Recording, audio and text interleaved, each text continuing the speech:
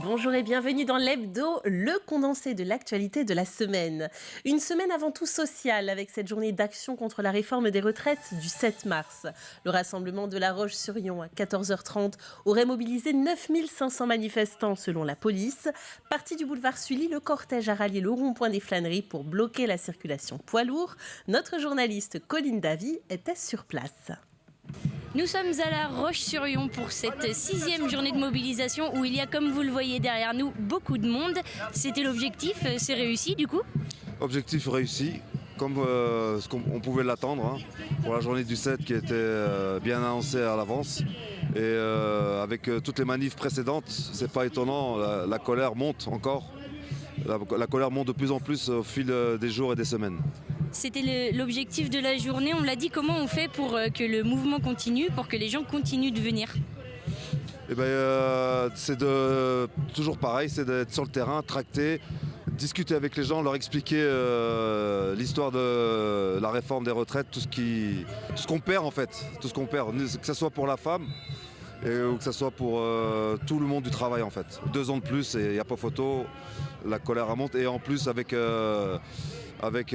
l'inflation du moment, donc la colère ne fait que grandir. Vous parlez d'inflation, vous parlez des femmes aussi. C'est des combats qu'il faut continuer à mener, même si pour l'instant c'est au Sénat. C'est des combats qu'il faut mener dans la rue aussi pour vous? Bien sûr, les femmes sont beaucoup discriminées, que ce soit pour le salaire. Aujourd'hui, on voit bien avec la nouvelle réforme des retraites, elles vont prendre un coup encore plus. Donc c'est un combat continuel pour la femme, bien sûr, parce qu'on ne peut pas laisser ça comme ça et c'est inadmissible que la femme soit moins payée ou qu'elle touche une petite retraite par rapport à l'homme, quoi.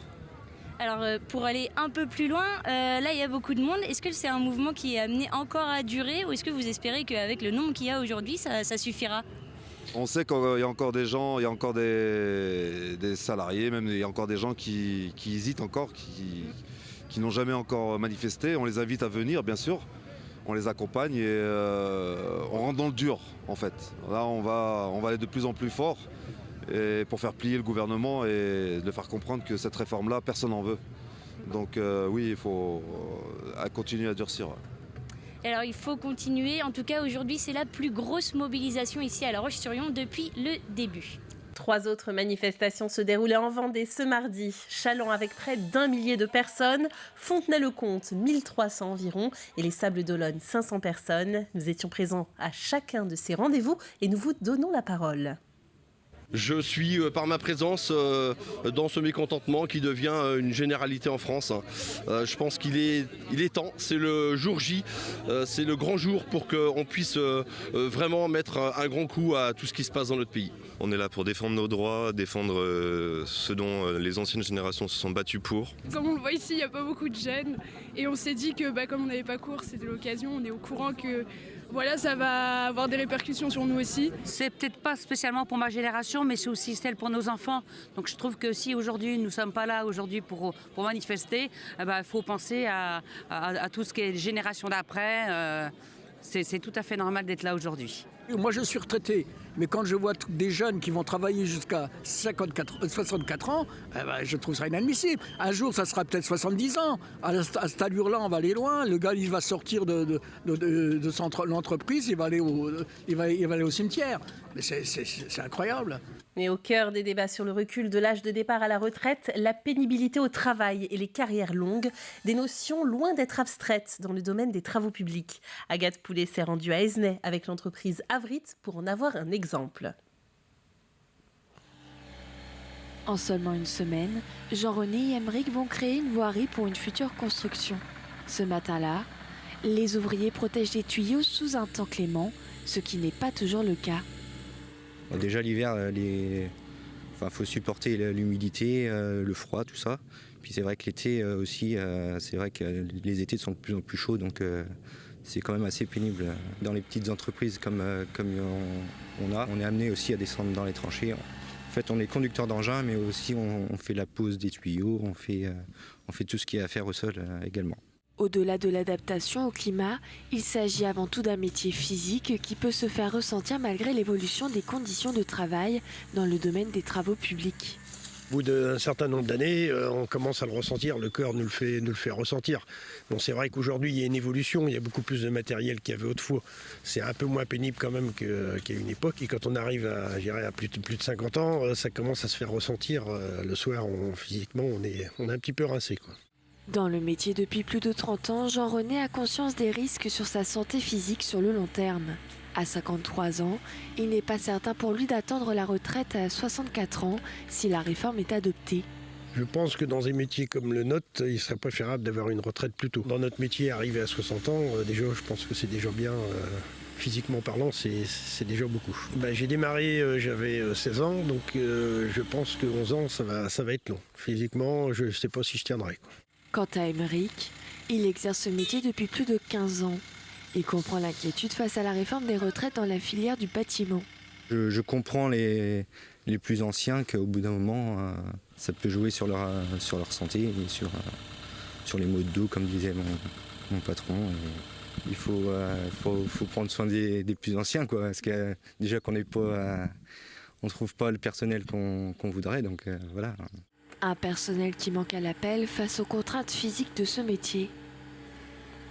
Cette semaine était publiée la première phase de la carte scolaire, des projections provisoires, puisque les décisions sont ensuite confirmées ou infirmées en juin et en septembre, en fonction des effectifs réellement présents. Dans cette projection donc, l'année prochaine, le primaire public devrait perdre un peu plus de 400 élèves dans un contexte global de baisse démographique.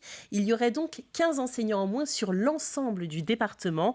9 ouvertures de classes sont à ce jour assurées, 8 sont sur la sellette, car les effectifs annoncés sont encore incertains. 17 ouvertures potentielles de classes donc, mais 59 fermetures possibles et parmi elles 39 fermes. Le détail des communes et des établissements concernés est disponible sur la page Facebook de TV Vendée. Mercredi 8 mars, à l'occasion de la Journée internationale des droits des femmes, 8 agricultrices vendéennes se sont retrouvées dans une exploitation de Vouvant. Elles ont évoqué la place des femmes dans la profession en compagnie de Nicole Chabagnier, sous-préfète de Fontenay-le-Comte. Dans le monde agricole, 25% des femmes sont chefs d'exploitation. Souvent, en tout cas, sur les agricultrices que nous avons rencontrées, ce sont souvent des reconversions professionnelles. Et je pense qu'aujourd'hui, on est de plus en plus dans ce cas de figure-là.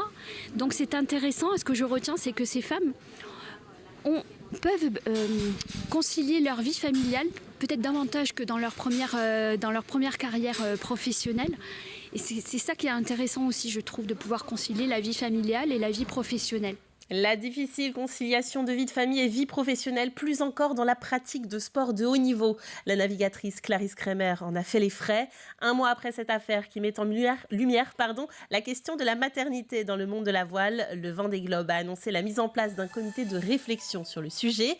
Il sera présidé par Patricia Brochard et composé de skippers et skippeuses, participant à un IPCS, un atelier d'impulsion politique et coordination stratégique. Le patron du Vendée Globe, Alain Leboeuf, a affirmé sa volonté d'intégrer la grossesse au règlement de course 2028. Mais ce sera trop tard pour l'édition à venir. Le détail des propositions sera présenté le 20 mars.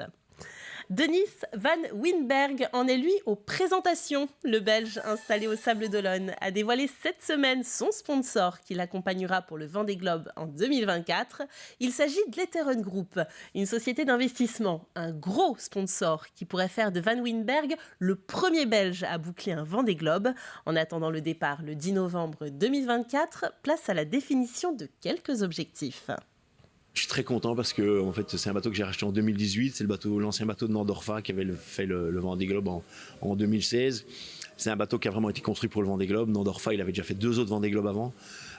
C'est un gars un peu plus âgé aussi, donc ça veut dire qu'il y a de la maturité dans son bateau, il y a de la maturité dans la manière dont il a fait ce bateau. Et ça aussi apporte sur l'eau beaucoup de sérénité, beaucoup de confiance, parce qu'on n'est pas inquiet, on sait que le bateau est un peu plus lourd que les autres, mais par contre, voilà, c'est un vrai 4x4, et donc c'est important pour nous pouvoir se projeter sur un projet comme ça, avec un bateau comme ça.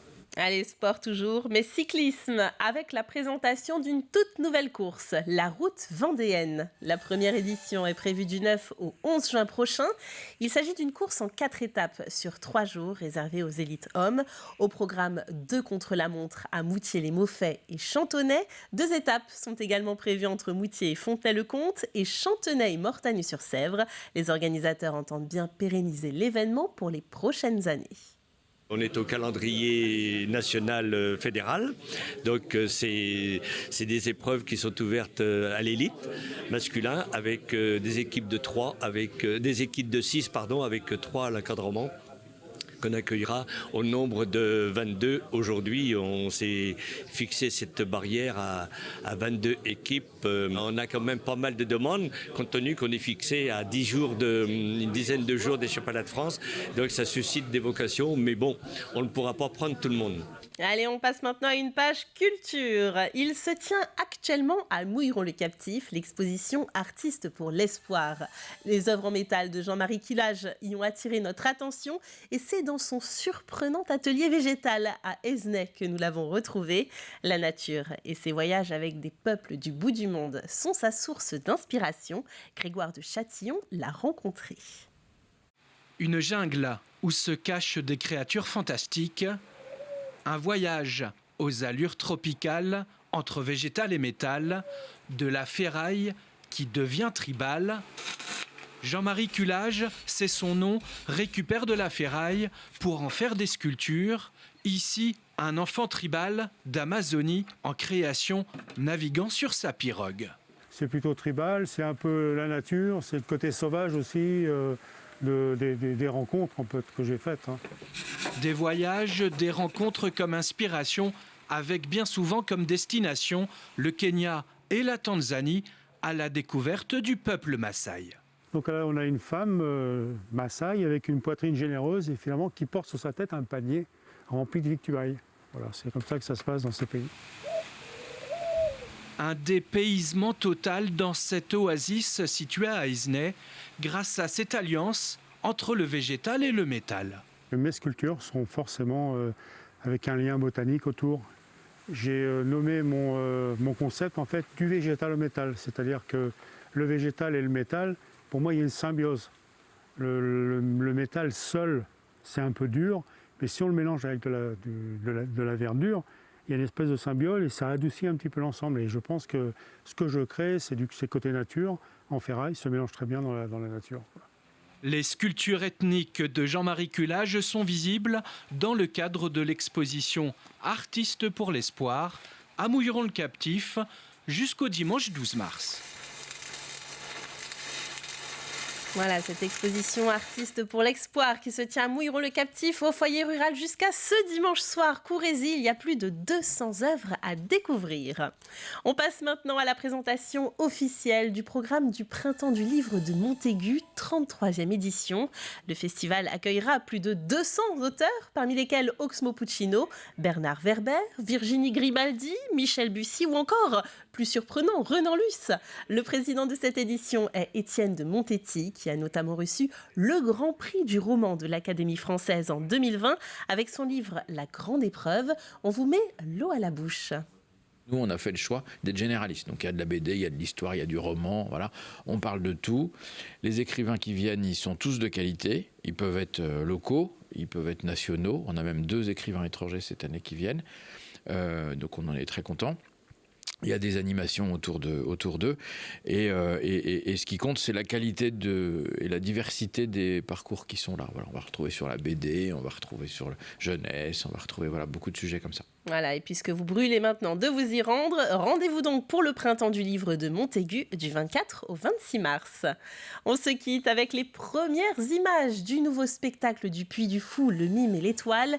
Elles ont été dévoilées au cours d'une conférence de presse. Cette nouvelle superproduction retrace l'histoire du cinéma en mêlant mime et art du cirque. Le public y sera comme dans un studio de tournage.